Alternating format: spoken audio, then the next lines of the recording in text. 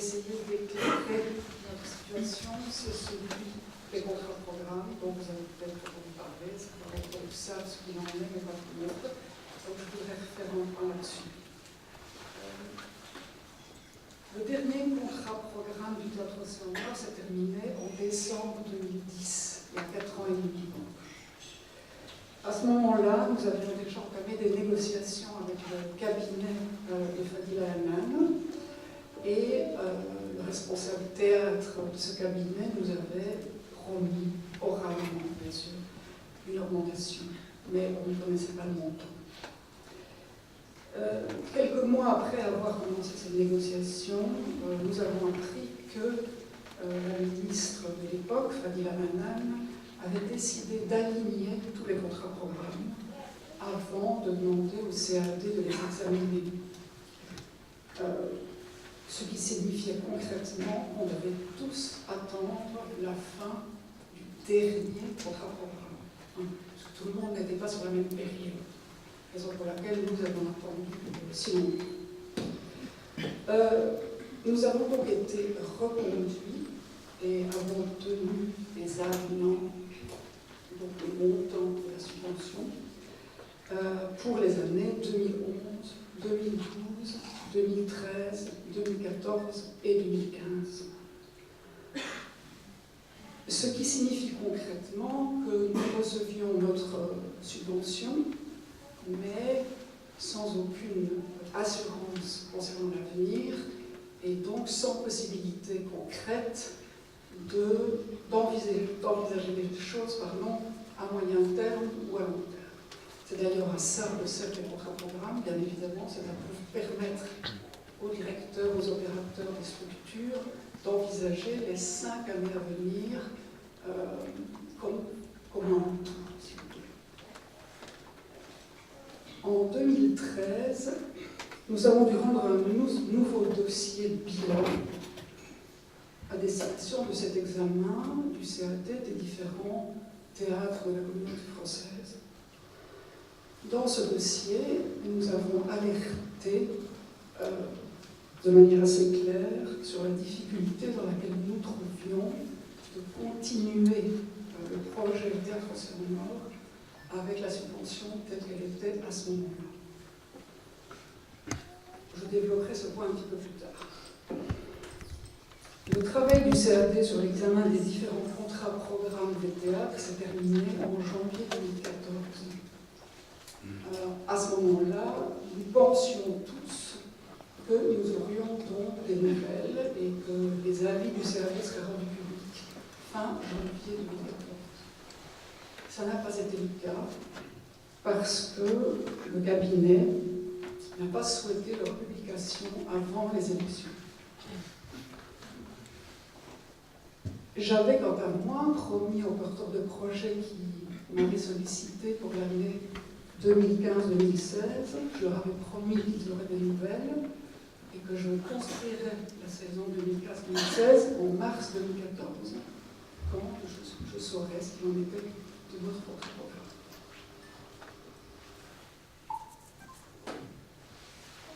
Puisque, en mars 2014, nous savions que ces contrats-programmes ne seraient pas rendus publics, j'ai décidé de geler la programmation 2015-2016 et j'en suis tenue aux 2 spectacles déjà programmés depuis 2 ans maintenant, un peu plus de 2 ans, sur lesquels je n'ai pas souhaité revenir.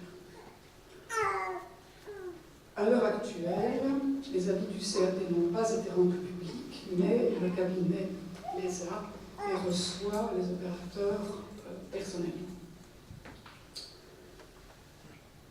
Voilà en ce qui concerne les contrats-programmes. Le deuxième point très important est celui de la non-indexation des subventions. Depuis 2008, la subvention d'Océan Nord n'est plus indexée, ou en tout cas, elle est en grosse diminution depuis 2008 et elle n'existe plus du tout depuis 2011. Or, contrairement à d'autres lieux, nous louons ce bâtiment dans lequel vous êtes, et le loyer de ce bâtiment augmente tous les ans. Si on ajoute à cela l'augmentation des charges, électricité, chauffage, etc., et une petite augmentation d'ancienneté du personnel permanent, augmentation qui a cependant été gelée depuis 2012, on se retrouve dans une situation où chaque année, la part consacrée au théâtre en ordre de marche augmente à cause de ces frais que je viens de vous signaler. Et en conséquence de quoi, chaque année, la part consacrée à l'artistique diminue. Et quand je parle de part réservée à l'artistique, j'entends les sommes consacrées d'une part à mes créations, qui, dans notre ex-contrat-programme, sont de 3 sur 5 ans pour le cahier des charges, plus l'argent, 10 000 € donné aux compagnies en résidence à Océan Nord à partir du 2e projet. Donc la situation au Théâtre Océan Nord, c'est que le premier projet fait ici reçoit la possibilité de répéter autant de temps qu'il le veut dans son bâtiment, une aide technique, toute l'aide en communication, etc., et la recette. À partir du 2e projet créé ici, nous ajoutons à cela une somme de 10 000 €.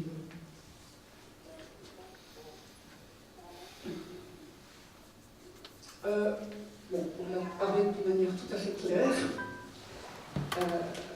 Si nous ne sommes ni augmentés ni indexés, la part réservée à l'artistique s'élève à 12 000 € par an.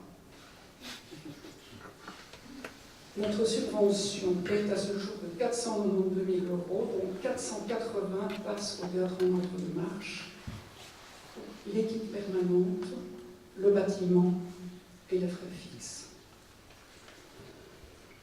Alors, je ne vais pas aujourd'hui vous donner tous les chiffres, mais je voudrais vous assurer que nous pouvons les tenir à disposition de tout un chacun pour que soit clair pour tout le monde qu'il n'y a pas un centime dépensé pour ces 480 000 € pour autre chose que pour un soutien à la création du Théâtre Océan Nord dans son ensemble. Nous n'avons jamais dépensé d'argent pour des travaux pour aménager le théâtre. On a acheté des nouvelles chaises il y a 2 ans parce que les spectateurs se plaignaient des précédentes. Les salaires de l'équipe permanente sont modestes, y compris le mien. Il n'y a aucune heure supplémentaire de payer, alors qu'elles sont assez nombreuses à être effectuées. Il n'y a pas de dépenses de ce qu'on appelle les frais de représentation, etc. Ces 480 000 € représentent tout simplement ce qui est indispensable à la bonne tenue d'une saison comme celle-ci, qui a été composée de 3 reprises et de 4 créations. Et d'ailleurs, concrètement, la part réservée à mes créations personnelles souffre déjà de cette situation, puisque je n'ai pas fait de création la saison passée, je n'en ai pas fait cette saison non plus. Alors, on a repris l'Odeur des arbres qui avait été créé avec nous, et le Théâtre Océan Nord a acheté d'une certaine manière les représentations et a participé à cette coproduction avec mon salaire. Mais ça ne peut pas être comparé à une création Océan Nord. Et je ne ferai pas non plus de création la saison prochaine. Et donc, on peut dire que tout en ayant fait une saison complète en 2014-2015, sans que ça ne soit vraiment visible, une part du projet du Théâtre Océan Nord a déjà été touchée réellement.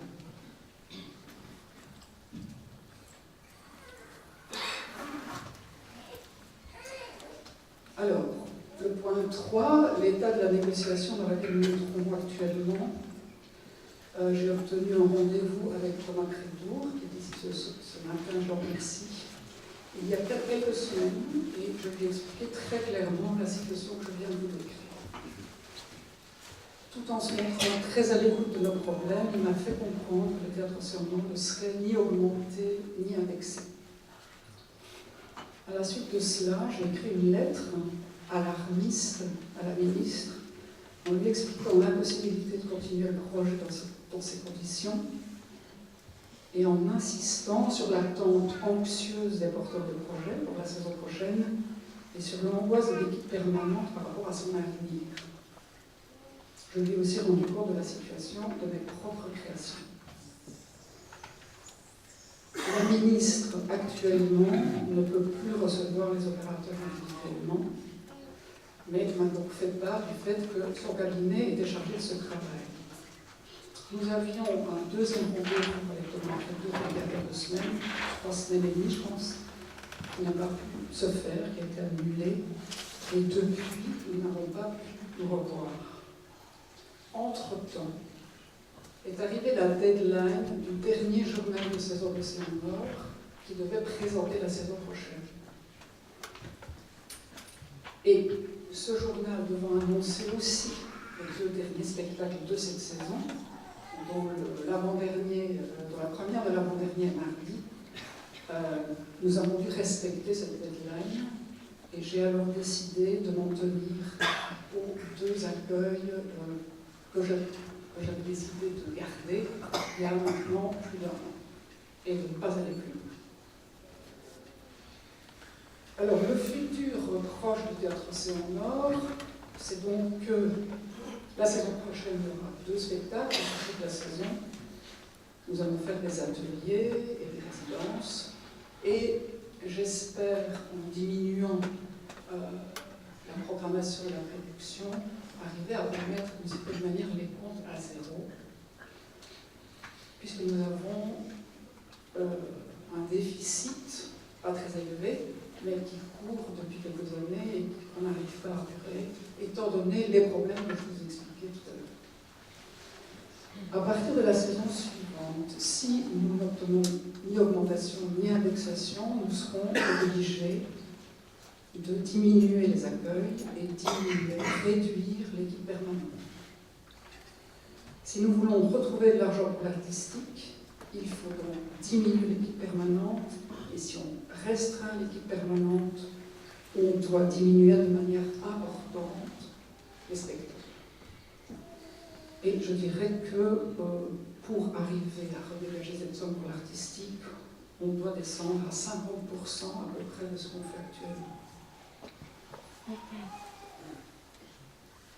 C'est au sujet de cette hypothèse, je pense que les artistes vont s'exprimer aujourd'hui. Si en effet il y a cette année 7 spectacles présentés dans la saison, c'est bien qu'il y a une demande et que cette demande est de qualité. C'est pour moi essentiel de dire ça aujourd'hui. Il ne s'agit pas de faire des spectacles pour faire des spectacles, pour remplir une saison.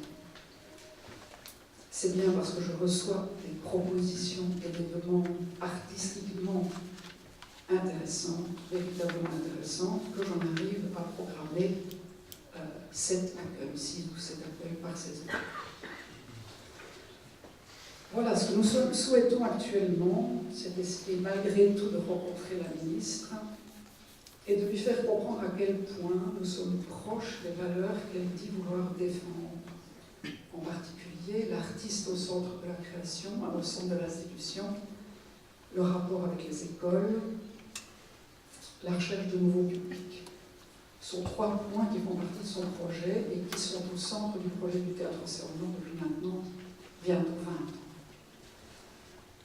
Nous ne voulons pas plus d'argent pour faire plus, mais nous avons besoin de plus pour continuer à faire ce que nous faisons actuellement. Voilà, je voudrais terminer en rendant un hommage à ceux qui auraient pu être présentés la saison prochaine et qui donc ne le seront pas.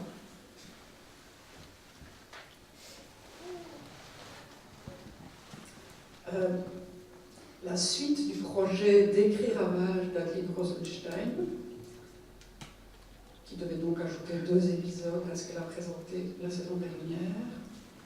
La suite du projet Ibsen de Guillemette Laurent. Bonzi, une pièce de Alain Coffino-Gomez mise en scène par Sébastien Chollet. Une nouvelle création de Thibaut Wenger dont on vient de reprendre Platonov, qui aurait été Nora de la Maison Coupée ou Orgie de Pasolini. Et une reprise des Invisibles que nous avons repris en début de saison et qui a été, je dirais, réclamée par des spectateurs qui n'ont pas encore pu le voir et un spectacle avec lequel nous avons pu faire un gros travail avec des groupes, des associations, etc. Et les spectacles avec lesquels on peut faire ce travail-là nous tiennent particulièrement à cœur. Voilà donc tous les spectacles que vous ne verrez pas la saison prochaine et pour j'espère qu'ils trouveront une vie quand même quelque part ailleurs, ou peut-être plus tard ici. Voilà, je vous remercie.